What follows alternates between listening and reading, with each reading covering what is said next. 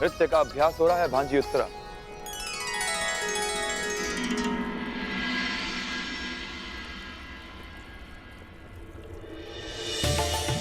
महावश्री,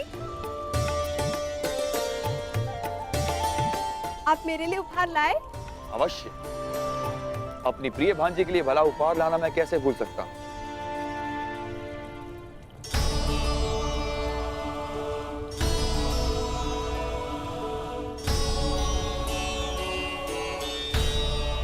ये क्या महावश्री, फिर से वस्त्र? ये कोई साधारण वस्त्र नहीं है उत्तरा। कलिंग राज्य का सबसे श्रेष्ठ वस्त्राकार के हाथों का बुना मलमल है। जब आपको मेरे मनचाहे वस्त्र लाने ही नहीं होते हैं तो आप पूछते ही क्यों है कि क्या मंगाना है? आप भूल गए मैंने आपसे घुंघरू मंगवाए थे। मेरी प्रिय भांजी उत्तरा, शीघ्र ही तुम्हें किसी बड़े राज्य की महारानी बनना है। फिर तुम्हारे एक संकेत पे सैकड़ों नर्तकियां अपना कौशल दिखाएंगी। तुम्हें साधारण घुंघरुओं की क्या आवश्यकता है?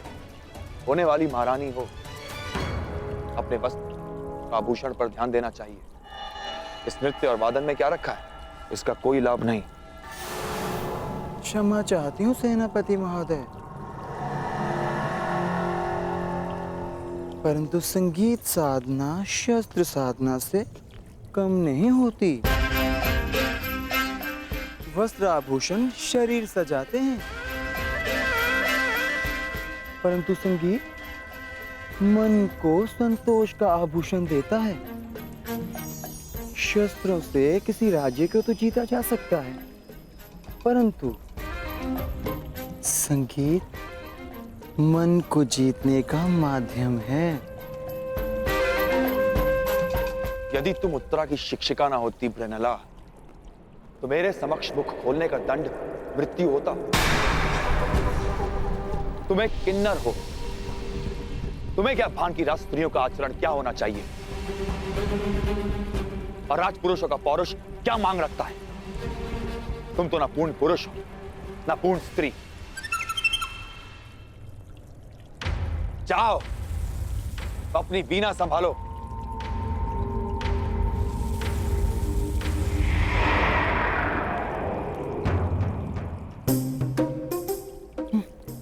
चलिए राजकुमारी, अभ्यास पुनः प्रारंभ करते हैं।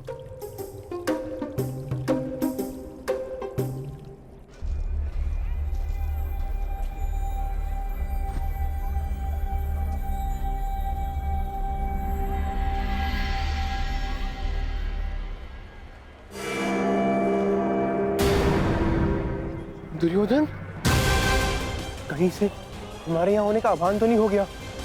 हाँ भैया, सुना हस्तिनापुर के युवराज दुर्योधन आए हैं। हाँ, सेनापति कीचक के अभिन्न मित्र हैं और अब तो वे दिग्विजय भी कर चुके हैं। स्वागत है युवराज। आशा है कि पांडव यहाँ नहीं होंगे।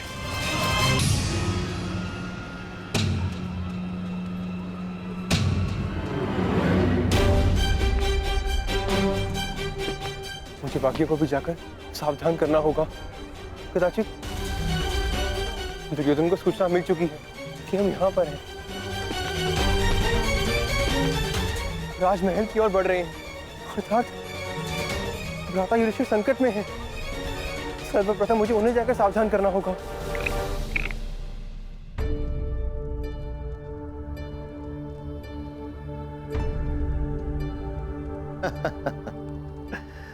वाह कंक, तुमने तो हमें फिर से हरा दिया। तुम तो द्यूत में बड़े ही प्रवीण हो। इसमें कौन सी बड़ी बात है पिताश्री? द्यूत तो भाग्य का खेल है। नहीं पुत्र उत्तर, कंक केवल द्यूत ही नहीं जानते, कभी इनके साथ समय व्यतीत करोगे तो स्वयं जानोगे। इन्हें नीति और दर्शन का बहुत गहरा ज्ञान है।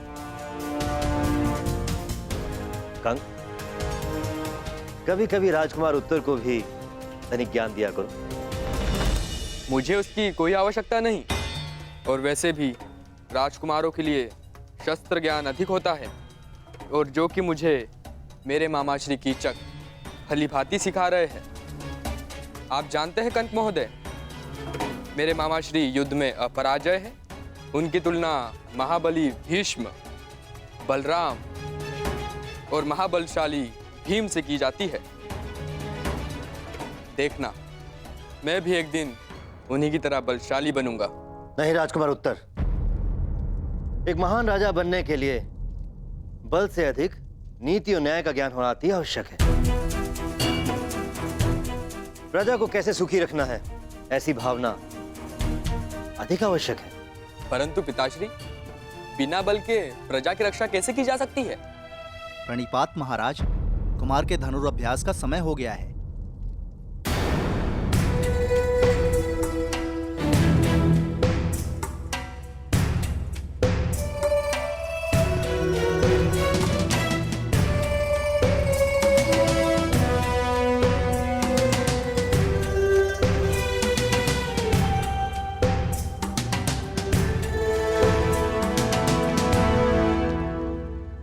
नकुल यहाँ क्यों आया था?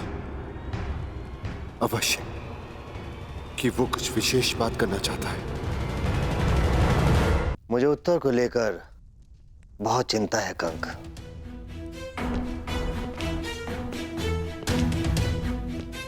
क्यों महाराज? वो तो बड़ा ही बुद्धिमान बालक है। हाँ, परंतु वो कीचक की परछाई में पल रहा है। तुमसे क्या छिपा है कंक? मैं केवल नाम का ही राजा हूं। सत्य तो यह है कि कीचक का प्रभाव मुझसे कहीं अधिक है। मेरी प्रजा, मेरी सेना और स्वयं मैं भी उससे बहुत भयभीत हैं। चिंता रहती है कि कहीं राजकुमार उत्तर भी कीचक के साथ रहते रहते उसकी तरह क्रूर ना बन जाए, या यूं कहूं कि कीचक उसे राजा बनने ही ना दे। तो अपने पिता होने का कर्तव्य निभाइए महाराज। उत्तर को कीचक से दूर रखें, उसे अच्छी संगति दे महाराज। वही तो करने में समर्थ हूं कंक। मेरा किसी पर कोई नियंत्रण नहीं। मैं केवल राजमुकुट पहनता हूं। वास्तव में राजा की शक्तियों का उपयोग तो कीचक ही करता है। नियंत्रण खोकर सब कुछ हार जाने की पीड़ा क्या होती है, असहाय होने की पीड़ा का अनुभव क्या होता है, वो तुम नहीं समझोगे कंक।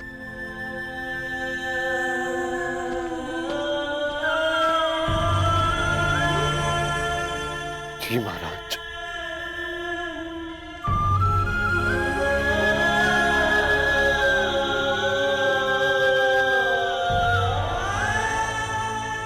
क्योंकि मैं आपकी पीड़ा समझ सकता हूं।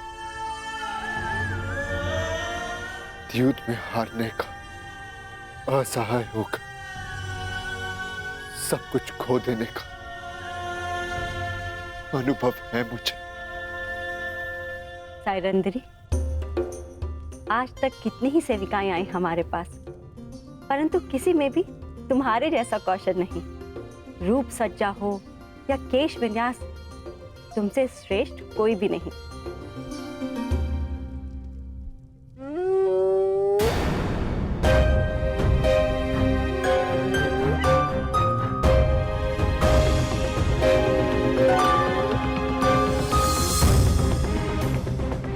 श्रृंगार पूर्ण हुआ महारानी, आगे दीजिए, बहुत काम शेष है। अरे अभी कहाँ? हमें हमारे अन्य आभूषण कौन पहनाएगा? जी। उपहास कर रहे हैं हम। तुम जाओ, आभूषण हम स्वयं पहन लेंगे। अच्छा रुको,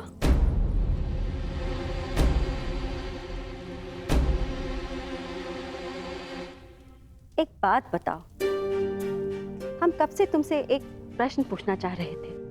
तुम्हें इतना अच्छा श्रृंगार आता है, तुम स्वयं इतनी रूपवती हो, अपना ध्यान क्यों नहीं रखती? ये देखो कितने सुंदर केश हैं तुम्हारे, इसे खुला क्यों रखा है?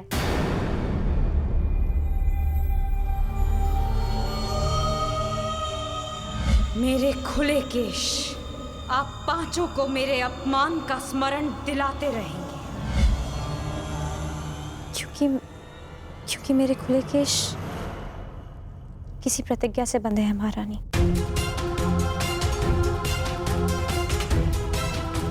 ऐसी कौन सी भीष्म प्रतिज्ञा है कि इतने सुंदर केश बांधे भी ना जा सके?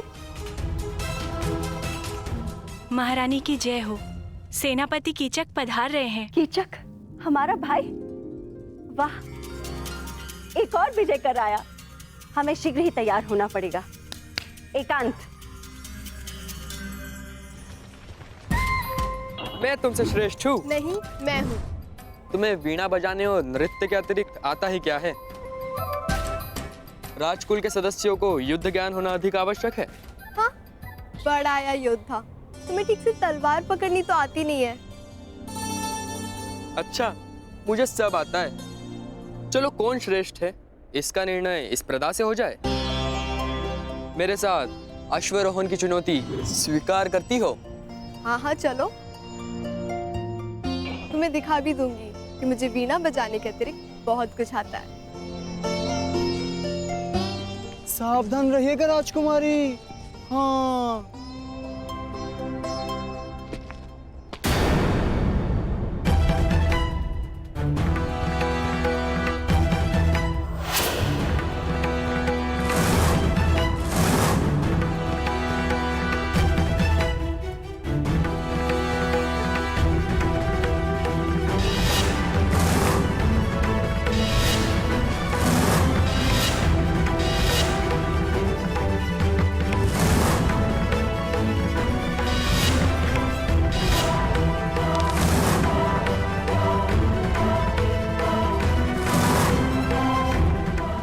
स्त्री कौन है?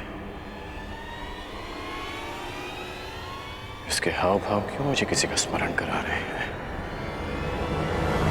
जैसे मैं इसे जानता हूं।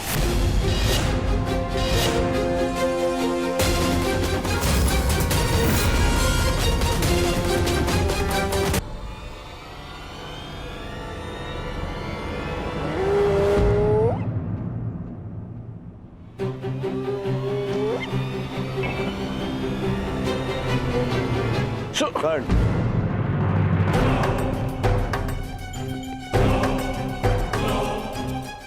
कर्ण, कीचक का संदेश है। हमें महाराज विराट से मंत्रणा करनी है। आओ। क्या हुआ?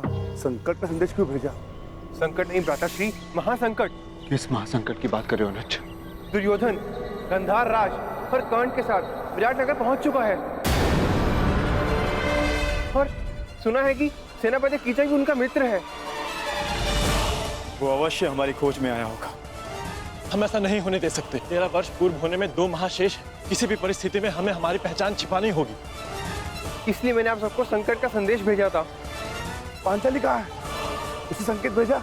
मैंने महारानी के कक्ष के बाहर जाकर पुकार लगाई थी। अवश्य पांचाली ने सुनी होगी। तो फिर पांचाली यहाँ आई क्यों नहीं?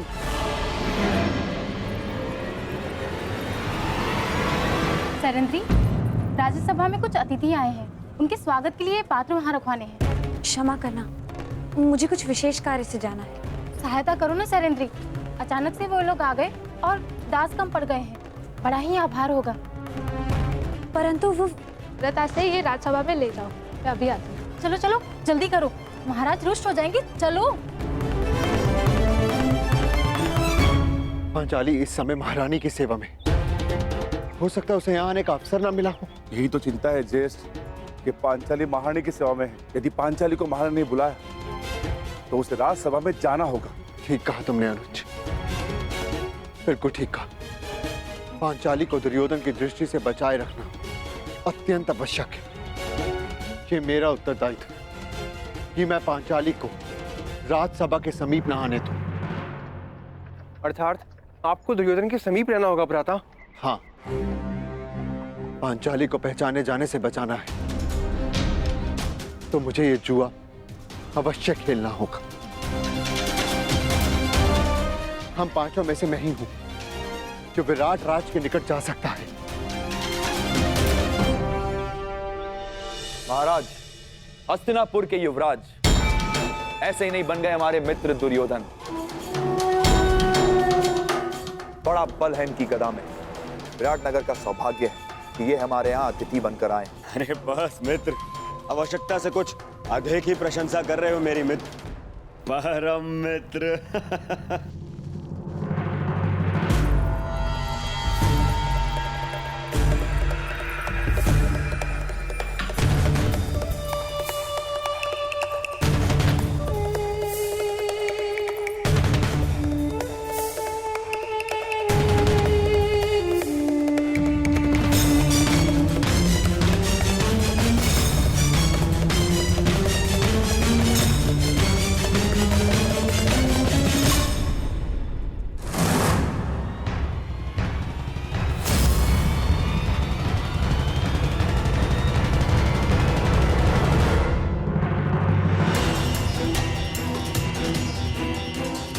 कहाँ जा रहे हो भीम?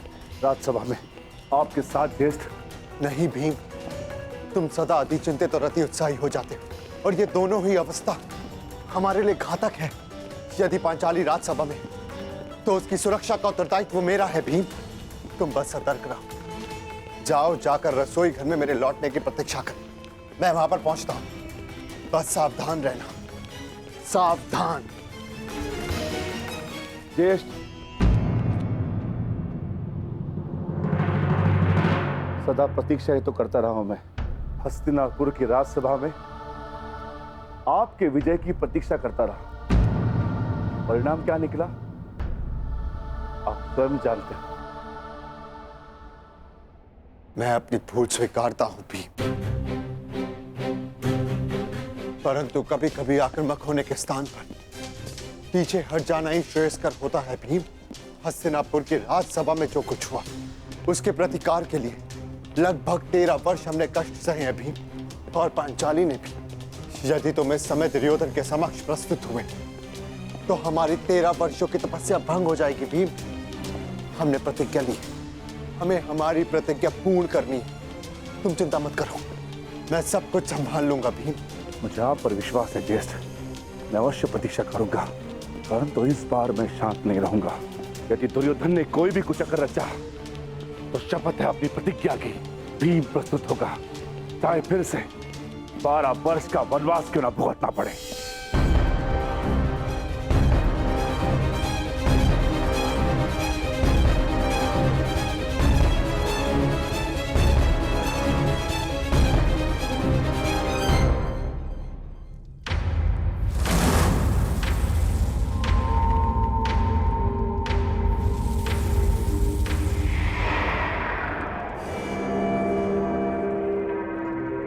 तुम्हारा मित्र कुछ ज्यादा ही रुचि दिखा रहा है उस दासी में दुर्योधन।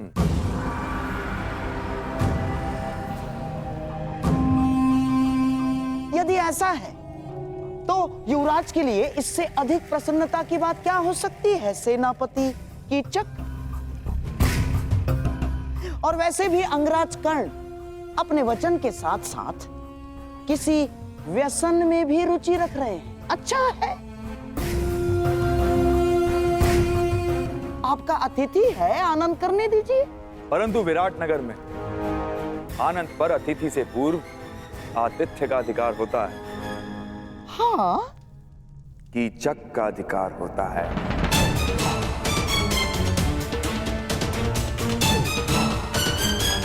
है ना राजा? दासी, तुम पहले हमारे समक्ष आओ।